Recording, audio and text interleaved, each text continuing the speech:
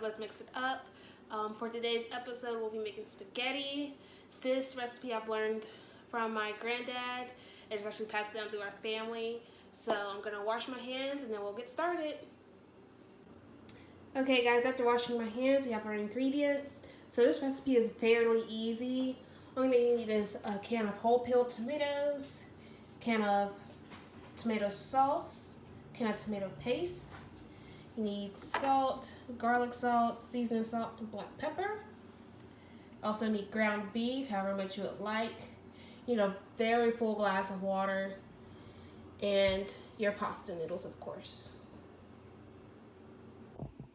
Alright guys, for our first step, we're going to start off with boiling our water. I already got my salt in there because you want to make sure it is heavily salted. That's why you see that cloudiness in there, because actually raising that boiling point of the water, so it's going to boil even faster. Alright, so we'll move on to our next step as far as seasoning our meats and getting ready for our pasta. So first thing we're doing, while you're waiting for your water to finish boiling, you're going to want to season your meat. And just like the lasagna episode, you want enough seasoning until you can able to see your seasoning inside of your meat.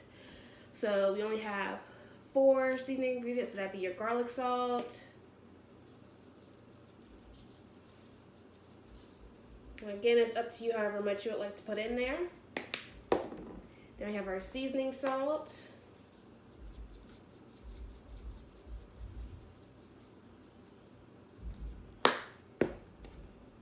We got our black pepper.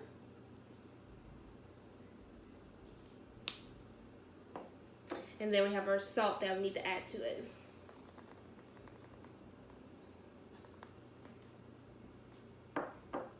Alrighty, so again, just gonna massage your flavor into your meat. Make sure your meat is thawed so you can make sure it gets distributed evenly. Most of the time I use a bigger bowl, but I kind of forgot. And you can adjust as you go if you feel that you need more seasoning. Alright guys, so after my meat is seasoned, you're going to go check on your water to see if it's boiling. If it is, you want to go ahead and add your meat to your frying pan. You can preheat it if you want. I didn't do mine. And just like the lasagna, you're going to do big clumps and then you'll break it up when it starts to brown. So with my pasta noodles, I'm just going to break them in half. That didn't go as planned. And then you're going to drop them into your hot boiling water. So guys, at this point your meat is starting to brown, so you can go ahead and basically mash it up into smaller pieces. For spaghetti, you can leave them a bit more chunkier, just so it can seem like a complete dish, like meatballs. And then checking on your noodles as well. My noodles have been going for at least about 10 minutes now.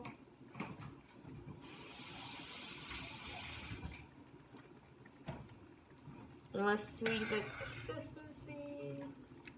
So you see they're starting to bend a little bit. That means they're almost done. You don't want to overcook your noodles. You want to be al dente. Alright guys, so my pasta is pretty much ready to go. It looks al dente to me. They're just soft. It's hard to really tell you guys what to look for over the phone. So you just want to go ahead and drain your pasta water. But before you do that, you want to save at least 1 cup. So I have a measuring cup right here. And it's already clean and everything, so I'm just going to save just a little bit of that. Not that much good. And you're just going to take it over to the sink and drain that out. Okay guys, so with my noodles being washed and drained in cold water to remove all the starch, what I'm going to do, I'm going to take my tomato sauce. I'm going to just add that whole can. I'm going to take your whole peeled tomatoes. I'm going to add those in there. Then you're going to take your tomato paste. You want to add that in there. It's kind of hard to get out, so you'll probably need a spoon or something. And you're going to want to mix all of this together once you get it out. So this is what it looks like after you incorporate your pasta sauce, your tomato paste, and your whole tomatoes. You just want to make sure you give it a really good stir because that tomato paste is really hard to break down. So once you get to this point, your meat should be almost done, which mine is almost done. So I'm going to go ahead and add back in some of my pasta water. This just helps give it more flavor. And with your meat, it's up to you if you want to drain it or not, but since all my flavor's in my meat, I'm not going to. And you can just basically just dump all of that down in there. Alrighty, give that a good stir, and then we'll incorporate some more water to it. So once I gave my meat a good stir, this is what it looks like right now. And I know you guys are thinking, it smells so good, it looks so good, why can't I eat it right now? Basically that tomato paste and that tomato sauce are so concentrated, that's where we're going to slowly incorporate water into it. You want to use that full glass like I showed you. Just mine, that's about 5 cups in there.